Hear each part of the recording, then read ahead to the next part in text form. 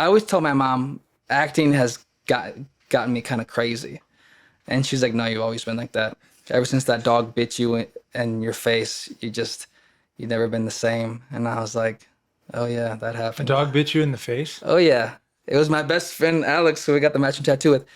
His rescue dog who always growls at me. Um, there was a good day. I was sleeping over at my buddy's house. We always slept in the same bed, and his mom did not like that. I think his mom thought we were together, and we were far from it. You Mm. know, we were just so close, and yeah, it was a great morning. Uh, you know, I think we went downstairs and we were watching like a soccer game on TV, and his mom made us breakfast. His mom never makes us breakfast.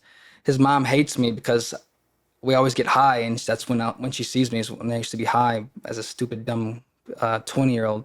Mhm. And eventually, so I see the his rescue dog. It's like a black border collie pit bull mix, whatever. I used to always keep away because it always growled at me. So this one time I saw the dog, I was like, "Oh, look at how cute that dog looks! I'm gonna crawl up to him." And I crawled up to the dog, and I put my head on its like chest because it was sitting upright, and I was just like, nuzzling him or nuzzling her, and her name was Nina. And yeah, and then I made eye contact, and then she just bit me.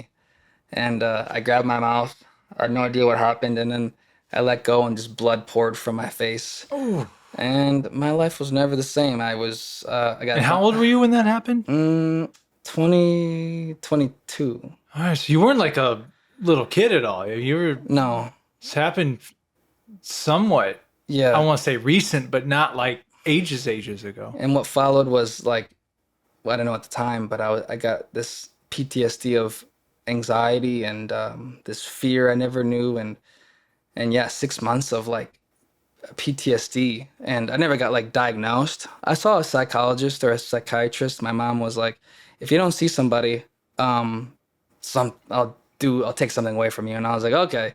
So I, she pretty much told me I was depressed because pretty much I stopped seeing Alex, my best friend, because he was saying that his dog was turned around, and because they didn't want their dog put down. And at the time, I was trying to put that dog down because I was like, dogs shouldn't bite you in the face like that. That's ridiculous. Mm.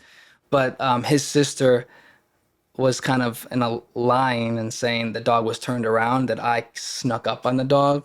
So it was my fault. Yeah, there was lawyers involved. And eventually I just said, my lawyer was like, the next step is having to like sue the Beals. And I was like, what? I was like, I'm not gonna sue my best friend. It just made this like 6 months of like turmoil and just being angry with each other because we weren't telling the same story about the dog bite. And then yeah, eventually um, I just my friend Alex, he like called me and was like, hey, let's catch up. It's been 6 months, or he didn't say that, but it's been a long time. Let's grab some wings. You come over to my place, and I was like, "What about the dog?" And he goes, "Oh, Nina, I'll lock her up in the kitchen because they had like a Victorian house where every room has a door. Mhm. So the dog was locked. We went into the living room, hung out, ate some wings, and then I was like, "Hey, let me go say hi to Nina." And he's like, "No, that's not a good idea." And I was like, "You're probably right." And we're eating wings. We're having a good time catching up. Like no days have passed in the 6 months.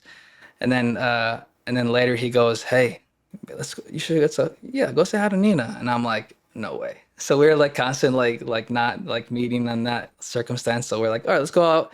Went to the bar, got got a couple beers, playing pool, and then we walked back to his house. And he's like, "Why don't you sleep over?"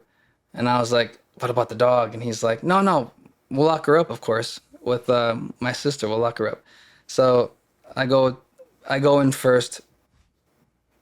We go into the living room, and then before it turns the lights on, I see this dark crawling shadow, and I was like, "Alex, Alex, holy crap! Is that Nina? Is that Nina?" And then he flicks the lights on, and it's Nina, the dog that bit me 6 months ago. And but she was like very scared and like shaking her tail. And so instinctually I just went like, "Nina, hi Nina," in this really high pitched voice, and stuck my hand out, and I was like shaking. And And man, she comes up to me, and I get emotional just thinking about it. But she comes up to me, sits down while I'm standing, and I put my hand on her head, and I just start to bawl. And my friend's like, "What's wrong with you? What's going on?" And I was just like, I don't know what's going on. I have no idea."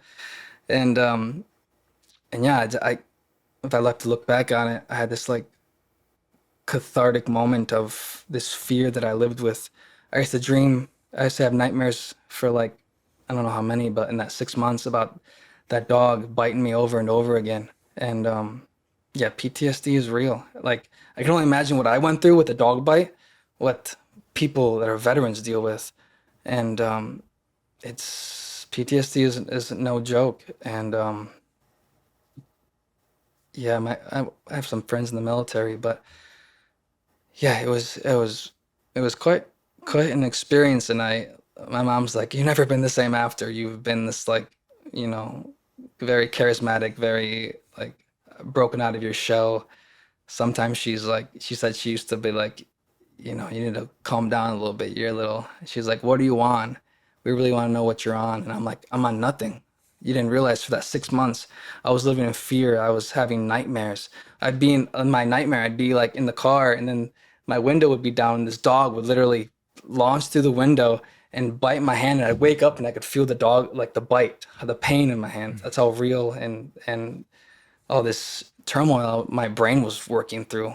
And yeah, dude, that kind of trauma, like anybody who experiences that, I don't know if it helped talking about it or just obviously it helped meeting the dog again. And imagine I wanted to put that dog down, and I'm so glad that what I wanted didn't come into fruition because I would never have got that cathartic moment.